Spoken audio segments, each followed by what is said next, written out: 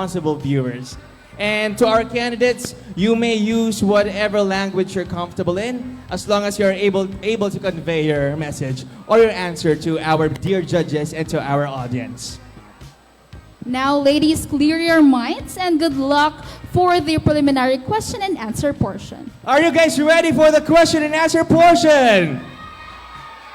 Girls, are you ready? Well, you don't have any choice but to be ready. Now let's move on to candidate number 1.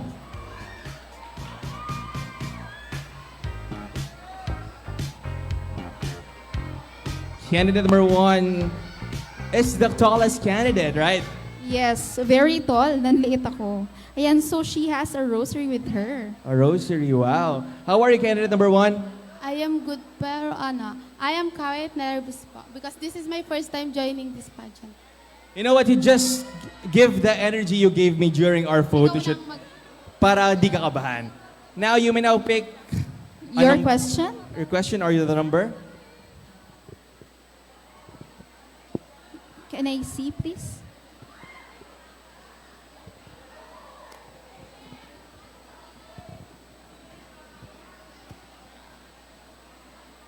Your question is question number 2.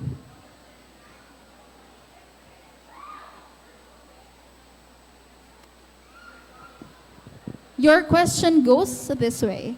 How do you think beauty pageants can promote diversity and inclusion in today's society?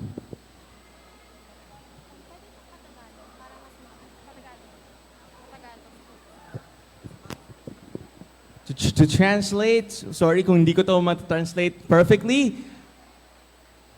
Sa tingin mo, paano mo mapopromote ang diversity or ang magkakaiba-iba or an inclusion, pagkakaisa or what do you call that? Sorry, I'm not a Filipino major. Para yun. Sorry, nababobo na naman tayo. I'm so sorry, guys. So please translate. So, your question is like, sa tingin mo, paano promote ng beauty pageants like this ang pagkakaisa-isa or kaya like inclusivity based sa size, like physical appearance ng bawat beauty queen. Something like that.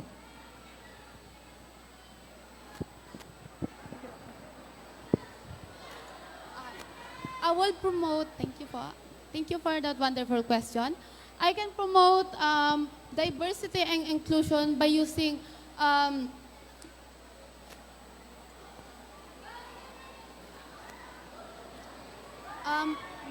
influence to the youth and as a beauty queen, I will actively promote diversity and inclusion. Okay, go lang. Yes. Pwede ka mag-Tagalog, go lang. Pwede ka mag-Tagalog.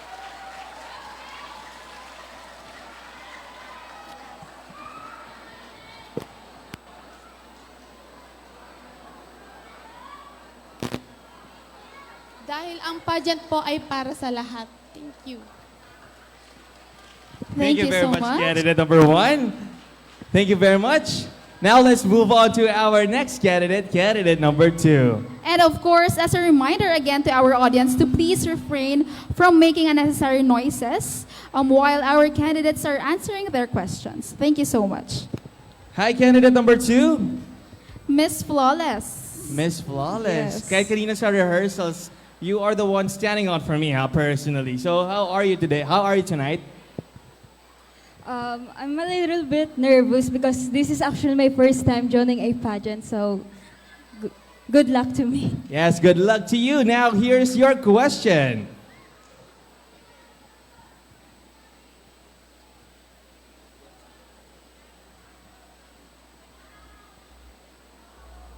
And you picked question number 4. And your question is, What personal quality do you believe is the most important for a pageant contestant to embody and why? Again, may I repeat? What personal quality do you believe is the most important for a beauty pageant contestant to embody and why?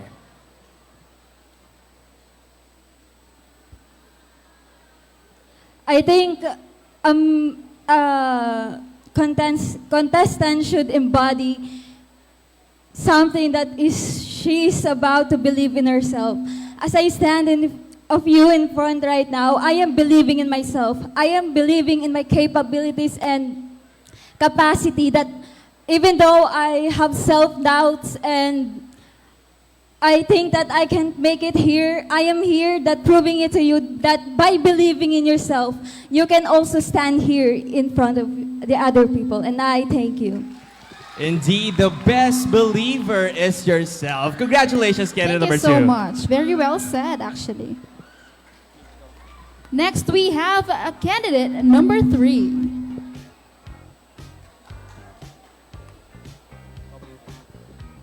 Hi, candidate number 3.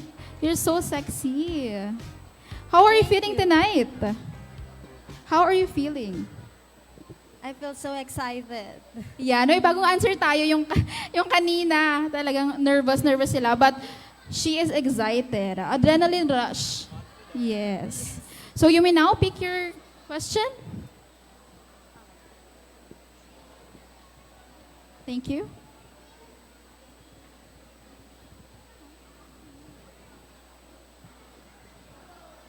Your question is question number 5.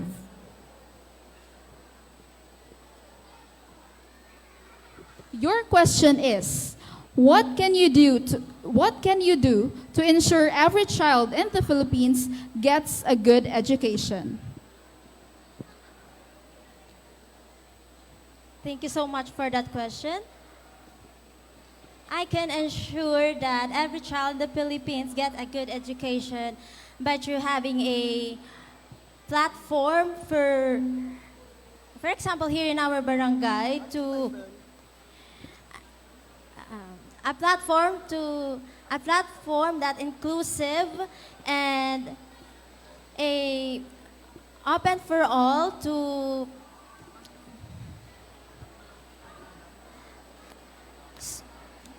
open for all that so each and every Ponsusenya has the capabilities and learn more and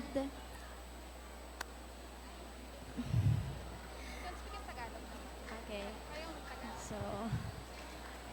So I am going to speak in Tagalog. And so I can ensure that Ponsusenya will have a good education sa pagiging boses at pagiging inspirasyon at pwede din akong tumulong sa pagturo sa kanila for them to stand in their own way, to learn and to motivate them to pursue their high-level education in the near future because it is the most important aspects in life and I will inspire them to strive their capabilities in education and also for them to realize that when you have the high education, there's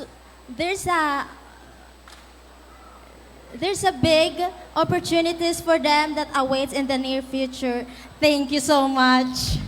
Wow, na-clinch niya yung sagot. Thank you so much, candidate number 3. Thank you very much, candidate number 3. And sa lahat ng mga gagraduate kayo, congratulations sa inyong lahat. Yan, advance congratulations. And now let's move on to our next candidate. We have candidate number 4.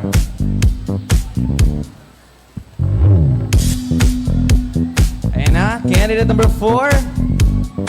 How are you, candidate number 4? I'm nervous. You're nervous. It's normal, but just breathe in and breathe out, and hope for the best question. You may now pick.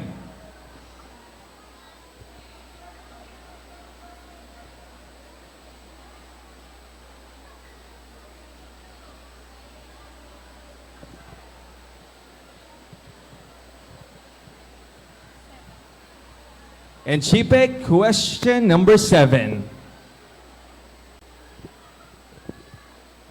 For you, how would you promote mental health awareness in the Philippines? Again, how would you promote mental health awareness in the Philippines?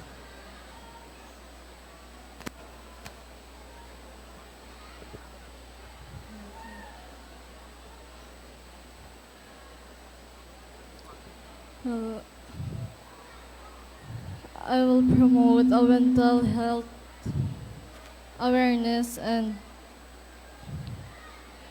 mental health services to school and workplace. Thank you.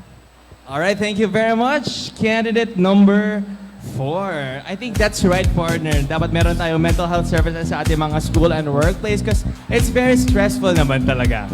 Yes, actually, mental health, ang one of the most frequent advocacies ng mga beauty Yes. queens, di ba? And Hi. now, speaking of beauty queens, let's have Candidate the number Hakot 5. awardee for Yes, tonight. and also one of the crowd favorites. Yes, nasaan yung mga supporters si candidate number 5? Ayan, napakarami nila. Hi, candidate number 5. How do you feel na marami kang supporters right now? I feel so great po kasi last year po wala po ako masyadong friends. So I am grateful po na nandito po ang family, friends, and classmate ko. Thank you very much. Ayan. Thank you so much. You may now pick your question.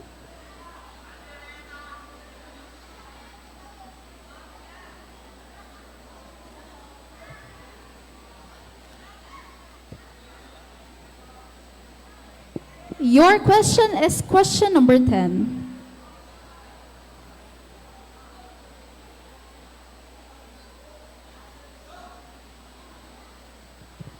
What is one piece of advice you would give to your younger self?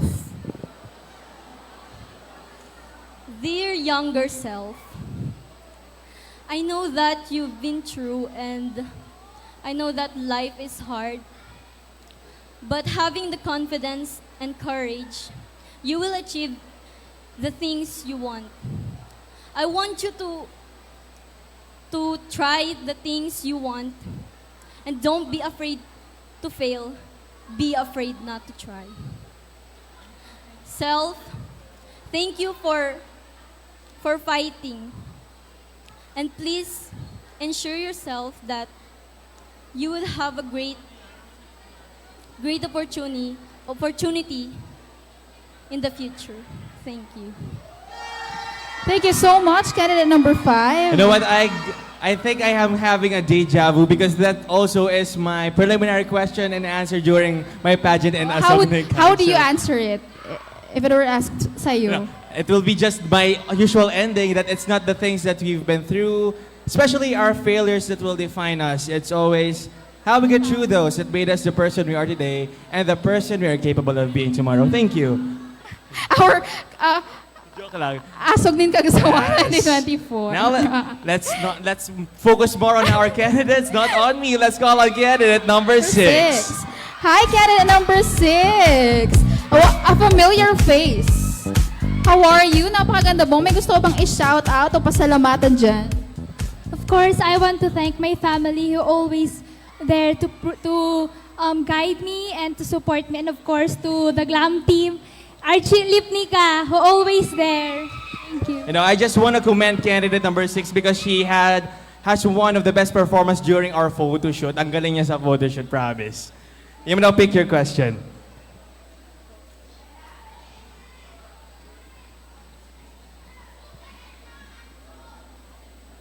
And you picked question number 6.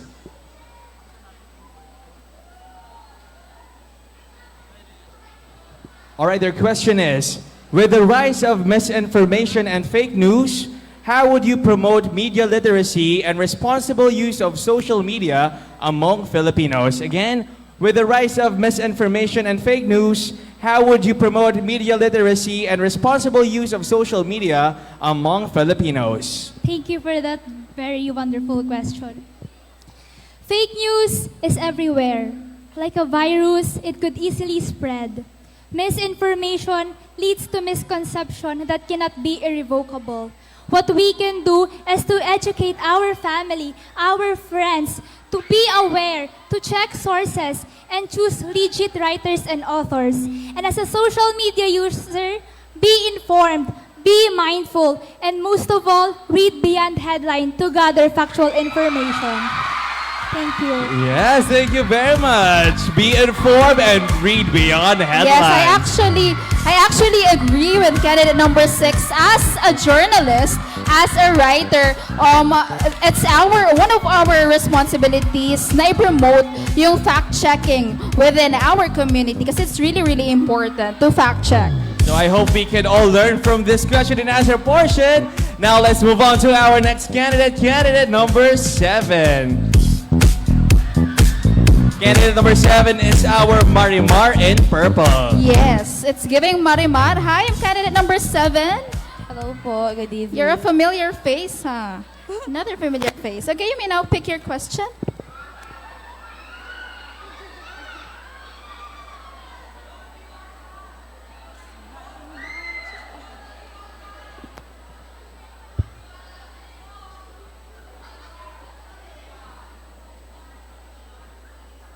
Your question is question number 1.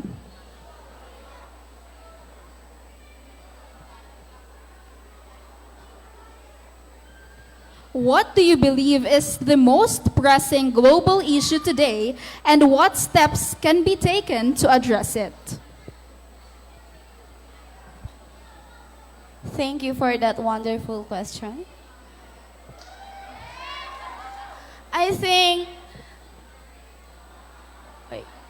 think the global issue is heat index.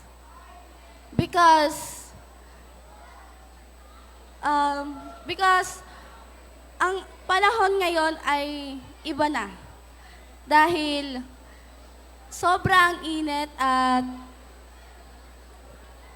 minsan hindi tayo makalabas ng bahay. Then, how to address it? We have the answer of it. We have to plant some trees, segregating waste, to keep our discipline, to take of our nature, and I think that issue will be addressed as soonest. Thank you. Thank you so much, candidate number 7. Indeed, talagang sobrang init nowadays. And it's a reminder for all of us to please stay hydrated. Yes. And of course, we have to abide by the Sustainable Development Goals. Yes. And now, let's call on candidate number 8.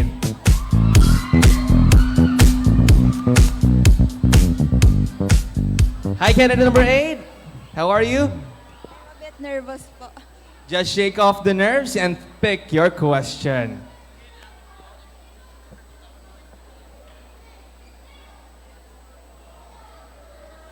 You picked question number 3.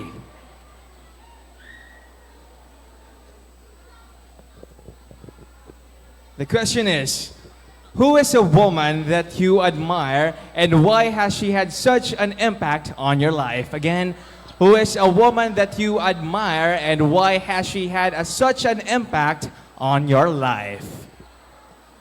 A woman that I admire and has a huge impact in my life is my mom. Raising a child is not an easy job. Imagine raising 7 more. And before bearing a child, my mother has been a parent to her siblings. Being the eldest daughter and losing her father at a very young age, she had to grow up fast because she was the bedrock of my mommy Lola and the second parent of her siblings. And to think that didn't stop her. She still had a heart to serve all of you here. I know you know my mom as Mama Che because she has been a mother to us for 2 terms. She served our barangay. I saw how tired she was, but never I saw her quit. And that is how she raised me. Mama never raised a quitter. As she says, she always reminds me, pour your heart in everything you do, and if all else all else fails, exit gracefully with a smile. That would be all. Thank you. And I'm sure you will not fail your mother tonight. So smile bigger. Candidate number 8. Thank you so much, candidate number 8. I was deeply touched by her answer. Buti na lang may eyeglasses ako kaya di ba kita yung mga tumutulong-tulong. May contact lens ako, bawal umiyak. Now let's call on our last candidate for tonight. One of the crowd favorites. Candidate number 9. Hi, candidate number 9. How are you? I'm good. I'm actually want to thank my supporters out there, my family. Thank you so much, and to my handlers. All right, candidate number 9, you may now pick your question.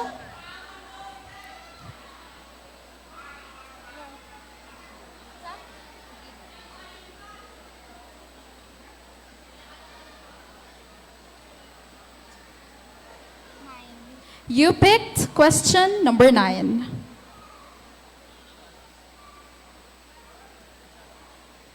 If you could change one thing about the world, what would it be and why? Thank you for that question. If I could change one thing in this world, I would change to help for homeless people. As my advocacy implemented, and I want to give a hope for those children, I want to inspire and always have a dedication to always have a generous heart for people, because as a beauty queen, we never just fight for a crown. We are fighting to always have a good leadership and with a heart. Thank you. Thank you very much, candidate number 9. And congratulations to all our 9 lovely candidates for a very job well done. And that's it, ladies and gentlemen. That concludes our preliminary question and answer portion. You know what? I'm just so proud of these ladies, and I just want to also commend our